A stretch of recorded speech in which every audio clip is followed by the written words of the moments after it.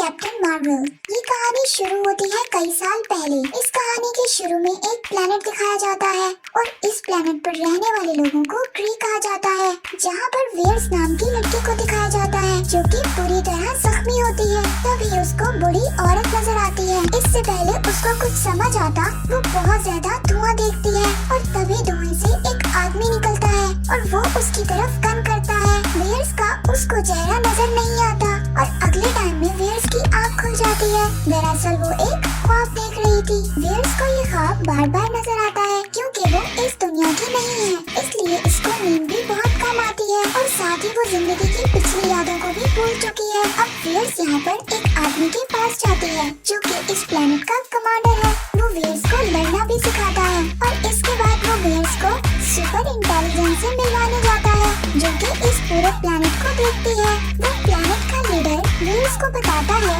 कि इस प्लेनेट की सुपर इंटेलिजेंस का कोई चेहरा नहीं, जो चेहरा तुम्हारे दिमाग में होता है, जिसके बारे में तुम बार बार सोचते हो, वो उसी शक्ल में तुम्हारे सामने आती है। अब वेयर्स उस जगह पहुंच जाती है जहाँ पर वो सुपर इंटेलिजेंस थी। वो वेयर्स के सामने उसी बुरी औरत की शक्ल में आती है जो बार बार उसको ख्वाब में नजर आती है। वो वेयर्स को बताती है कि हमारे लोग और हमारा प्लेनेट खतरे में है। एलियन स्क्रल्स जो कि एक एक करके मुख्तलिफ प्लेनेट पर कब्जा करते हैं, जो किसी भी शक्ल में आ सकते हैं, वो हमारे प्लेनेट पर कब्जा कर सकते हैं और हमारे प्लेनेट को खत्म कर सकते हैं। हमें उन एलियन स्क्रल्स को खत्म करना होगा।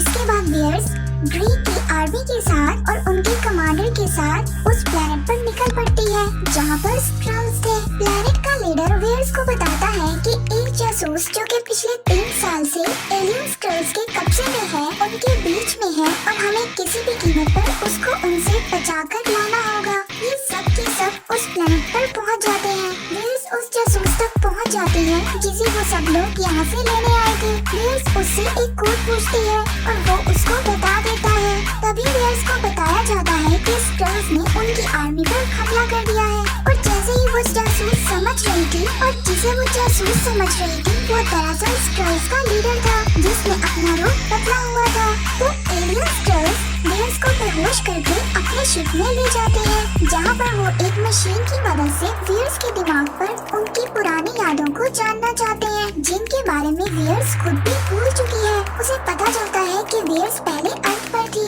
वो एक पायलट थी। यहाँ पर उसके साथ एक और लेडी होती है और ये वही लेडी होती है जो वेयर्स को बार बार ख्वाब में नजर आती थी। स्क्रल्स एलियन का लीडर इसके बारे में जानना चाहता था कि वो अपने लोगों से लोकेशन को पता लगाने का कहता है कि ये कहाँ जा रहे हैं, लेकिन इनसे पहले ये ऐसा करते वेयर्स अपने सेंसेस में वापस आ जाती है। वो अपने आप को आजाद करके उन स्क्रल्स पर हमला कर देती है। वो उससे पूछती है कि तुमने मेरे दिमाग में क्या डाला। वो कहता है कि मैंने तुम्हारे दिमाग में कुछ नहीं डाला, ये सब कुछ पहले से तुम्हारे दिमाग में है। मैं सिर्फ उस डॉक्टर और लाइट स्पीड इंजन के बारे में जानना चाहता हूँ। तुम्हें अपने माजी के बारे में कुछ पता नहीं है। तुम ग्रीकी लोगों की बातों में फंस चुकी हो और यहाँ पर जितने भी एलियंस होते हैं वो वेयर्स पर हमला कर देते हैं। इस बीच स्पेसशिप में खराबी आ जाती है। तभी सभी एलियंस वहाँ से भाग जाते हैं और वेयर्स का जो स्पेसशिप था वो अर्थ पर जाकर क्रैश हो जाता है। यहाँ अर्थ पर आने के बाद वेयर अपने लोगों को बताती है कि वो अर्थ पर है और वो जल्दी आकर उसको यहाँ से ले जाए। वो कहते हैं कि हमें वहाँ आने में 22 घंटे लगेंगे, तुम्हें हमारा इंतजार करना होगा। अब यहाँ पर वो 2 एजेंट आ जाते हैं और वेयर्स के बारे में पूछने लगते हैं। वो उन्हें बताती है कि वो क्री से है और वो स्क्रल्स को खत्म करना चाहती है। हालांकि उन दोनों एजेंट्स को उसकी बातों को समझ नहीं आती और तभी वेयर्स को एक स्क्रल नजर आता है। वो उसका पीछा करने लगती है जो कि अपना चेहरा बदलकर ट्रेन में बैठ जाता है, लेकिन वेयर्स उसको पहचान लेती है। उन दोनों के बीच में बहुत लड़ाई होती है और तभी स्क्रल एलियन के पास से एक मेमोरी डिवाइस गिरती है। ये वही मेमोरी डिवाइस होती है जिसमें वेयर्स की यादें थी और वो स्क्रल यहाँ से भाग जाता है। अब वहीं पर वो 2 एजेंट्स को दिखाया जाता है जो कि अपनी कार से ट्रेन का पीछा कर रहे थे, पर तभी उसको एक कॉल आती है और ये कॉल होती है उसके साथी यानी दूसरे एजेंट की।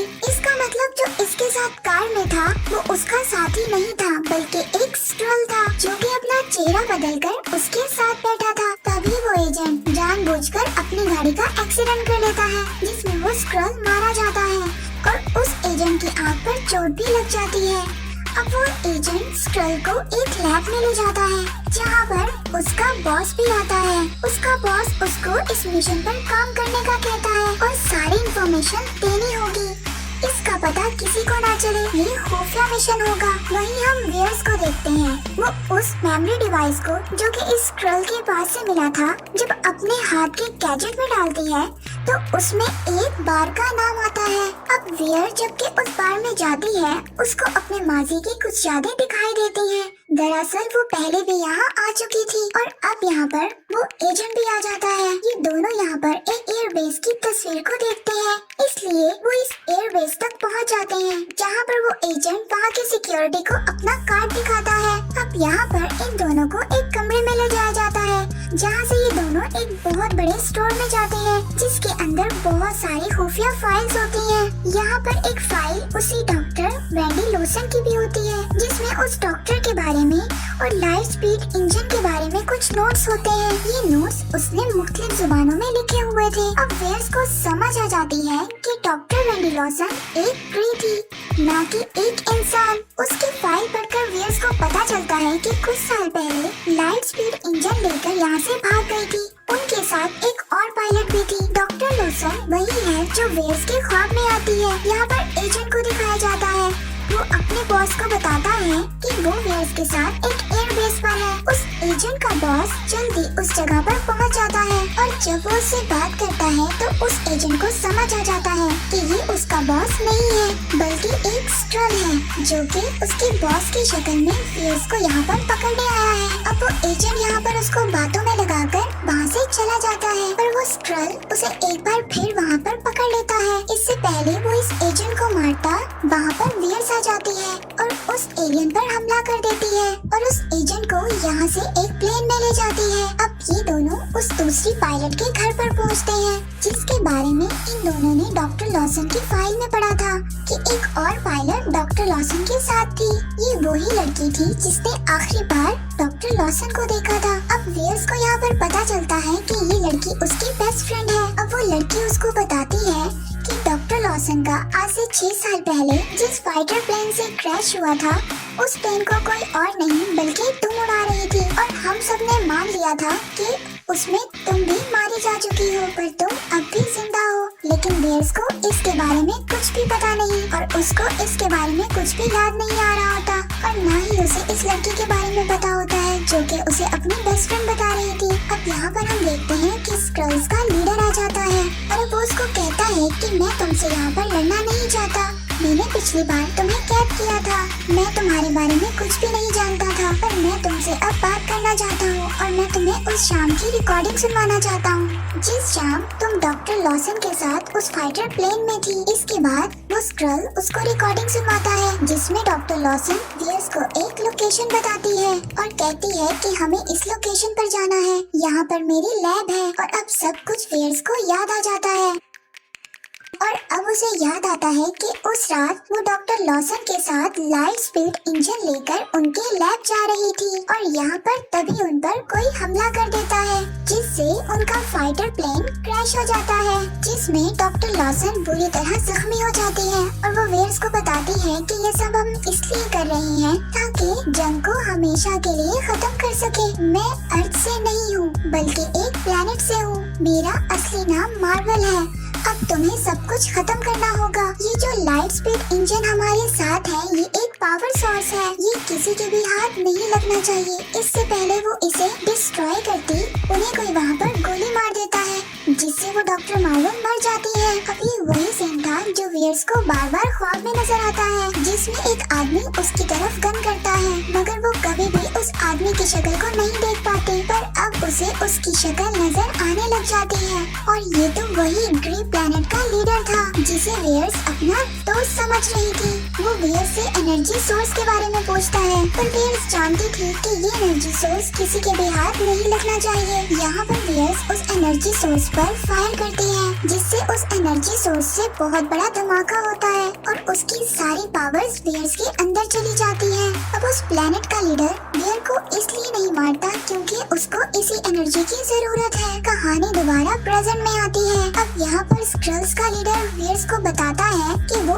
एक गलत प्लेनेट का साथ दे रही है, जो कि गलत है। इसीलिए वो लाइट स्पीड इंजन को हमेशा के लिए खत्म करना चाहती थी।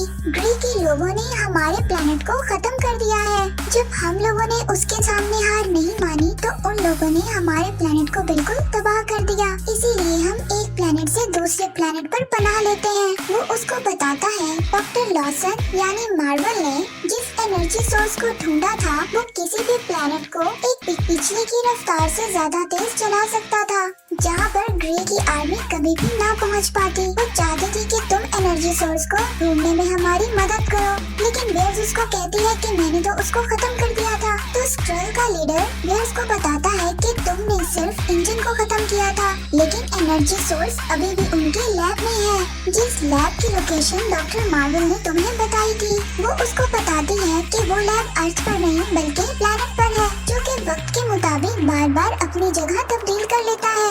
अब जो इनके पास प्लेन होता है, वो स्क्रल का लीडर उस प्लेन में कुछ तब्दीलियां कर उसे प्लैनेट पर ले जाने के काबिल बना देता है। अब ये सब के सब अर्थ से प्लैनेट की तरफ चले जाते हैं और बहुत जल्द ये सब लोग लैब तक पहुंच जाते हैं। अब जब सब लोग ये लैब में जाते हैं तो वहाँ पर ये एनर्जी सोर्स को देखते हैं, जो कि वहाँ पर मौजूद था। अब सवाल ये उठता है कि डॉक्टर लॉसन के पास ये एनर्जी सोर्स कैसे आया, जबकि हमने अमेरिका द फर्स्ट एवेंजर में देखा था। और अब हम यहाँ पर उन 3 लोगों को देखते हैं जिन्होंने शील्ड को बनाया था। और जब शील्ड और नासा ने मिलकर एक नया प्रोग्राम बनाया था जिस प्रोजेक्ट का नाम था पेगासस, उस प्रोग्राम में वो एनर्जीज को यूज करके मुख्तलिफ स्पीड इंजन्स को बनाना चाहते थे। और जहाँ पर डॉक्टर लॉसन भी उनके साथ एक साइंटिस्ट थी, वो वहाँ पर एक साइंटिस्ट के तौर पर काम कर रही थी। वहीं पर वहाँ से उनको ये एनर्जी सोर्स मिला था। और अब हमें यहाँ पर दिखाया जाता है उस स्क्रल को, जो कि डॉक्टर लॉसन की लैब में एक अजीब सी आवाज निकालता है। और कुछ ही देर बाद उसकी फैमिली, जो कि पिछले 6 सालों से यहाँ पर रह रही थी, वो सब लोग उसके सामने आ जाते हैं। अब उस स्क्रल की वाइफ उसको बताती है कि मार्वल ने हम लोगों को किसी भी तरह का सिग्नल देने के लिए तुम तक पहुंचने के लिए मना किया था, पर अगर हम ऐसा करते तो उस प्लेनेट के ग्री के लोग हम तक पहुंच जाते। और अब यहाँ पर उस ग्री प्लेनेट का लीडर और उसकी आर्मी भी यहाँ पर पहुंच जाती है और यहाँ पर वो वेयर्स को कैप्चर कर लेते हैं। वो उसको कैप्चर करने के बाद उसकी सेंसेस को अपने सुप्रीम इंटेलिजेंस के पास भेज देते हैं। अब यहाँ पर वेयर्स को वो सुपर इंटेलिजेंस डॉक्टर मार्वल की शक्ल में नजर आती है। अब वेयर्स की गर्दन पर एक ऐसी डिवाइस को लगाया जाता है जिससे ग्री प्लेनेट के लोग उसकी पावर को कंट्रोल कर लेते हैं। अब वेयर्स को ये बात पता चल जाती है और अब वो उस डिवाइस को अपनी गर्दन से निकालकर फेंक देती है। और जैसे ही वो उस डिवाइस को अपनी गर्दन से निकालकर फेंकती है, उसकी सारी पावर्स अनलॉक हो जाती हैं और वेयर्स यहाँ पर बन जाती है कैप्टन मार्वल। कैप्टन मार्वल बनने के बाद वो एक ही बार में उस ग्री प्लेनेट के लोगों को अपने आप से दूर कर देती है और तभी वो वहाँ से इंजन सोर्स लेकर उस एजेंट के पास चली जाती है और उसको कहती है इसको लेकर तुम यहाँ से चले जाओ। उस एजेंट के हाथ में डॉक्टर लॉसन यानी मार्वल की एक बिल्ली होती है। दरअसल वो एक बिल्ली नहीं बल्कि वो एक एलियन है और वो बिल्ली उस इंजन सोर्स को निकल जाती है। इसके बाद एजेंट और वो लड़की, जो कि वेयर्स को अपना दोस्त बताती थी, सभी स्क्रल्स को लेकर वहाँ से निकल जाते हैं और उस लैब को वहाँ पर तबाह कर देते हैं और एक ब्लास्ट कर देते हैं। अब उस प्लैनेट ग्रे का लीडर भी उस एनर्जी सोर्स को हासिल करना चाहता था और वो उसको हासिल करने के लिए अपने फ्लाइंग ऑब्जेक्ट से उनका पीछा करता है। अब कैप्टन मार्वल उसके फ्लाइंग जेट को पकड़ लेती है, लेकिन वो ग्रे का लीडर उसको वहाँ से गिरा देता है। इससे पहले वो अर्थ पर जाती वो अपने दिमाग को पूरी तरह से पुरसुकून कर लेती है, जिससे वेयर्स यानी कैप्टन मार्वल अपनी उड़ने की पावर को जानती है। इसके बाद वो उस लीडर के प्लेन को क्रैश कर देती है। उसी तरफ हमें अर्थ की दूसरी साइड पर 2 लोगों को दिखाया जाता है जो कि ग्रे प्लैनेट से हैं। जब वो अपने लोगों को हारता हुआ देखते हैं तो वो अर्थ की तरफ बहुत बड़े-बड़े मिसाइल्स फेंकता है, लेकिन इन मिसाइल्स को कैप्टन मार्वल्स एक ही झटके में खत्म कर देती है। और अब वो लोग जब उनकी पावर को देखते हैं तो कहते हैं कि अब हमें वापस चले जाना चाहिए, लेकिन हम वापस बदला लेने जरूर आएंगे। इसके बाद कैप्टन मार्वल दोबारा अर्थ पर आती है, जहाँ पर वही ग्रे प्लैनेट का लीडर होता है। वो उसको उसके फ्लाइंग ऑब्जेक्ट पर बिठाती है कि वहाँ के सुप्रीम इंटेलिजेंस से कहना कि बहुत ही जल्दी मैं तुम्हारे प्लैनेट पर आ रही हूँ, ताकि सब कुछ मैं वहाँ यहाँ पर खत्म कर दूं। अब वहीं पर उस एजेंट को दिखाया जाता है जिसके हाथ में बिल्ली होती है, जिसने उस सोर्स पावर को निगल लिया था। वो उसकी आंख पर अपना पंजा मारती है जिससे उसकी आंख जख्मी हो जाती है। इसके बाद दिखाया जाता है कि कैप्टन मार्वल उस एजेंट को उसका पेजर वापस करती है और उसको बताती है कि मैंने इसको अपग्रेड कर दिया है। अब मैं किसी भी प्लेनेट पर रहूं तो मुझे मैसेज भेज सकते हो, पर मैसेज तभी भेजना जब बहुत ज्यादा इमरजेंसी हो। इसके बाद कैप्टन मार्वल स्क्रल्स के साथ उनकी स्पेसशिप पर उनका नया घर ढूंढने के लिए अर्थ से निकल जाती है। अब उस एजेंट को दिखाया जाता है कि जिसकी आंख पर बिल्ली ने पंजा मारा था, अब वो अपनी आंख को वहाँ पर कवर कर रखता है। वो अपने साथी को कहता है कि हम लोगों को नहीं पता कि अर्थ पर और कौन कौन रहता है। इस बार तो हमें कैप्टन मार्वल ने बचा लिया, लेकिन हमें इसी तरह और भी बहुत सारे सुपर हीरोज की जरूरत है। हमें सुपर हीरोज की एक टीम बनानी होगी। और एट द एंड हमें सीन में दिखाया जाता है कि वो बिल्ली जिसने एनर्जी सोर्स को खा लिया था, अब वो उस एजेंट के टेबल पर वो बिल्ली उस एनर्जी सोर्स को दोबारा वहाँ पर उगल देती है। इसी के साथ यहीं पर ये मूवी एंड हो जाती है। आई होप सो आपने इस मूवी को एंजॉय किया होगा।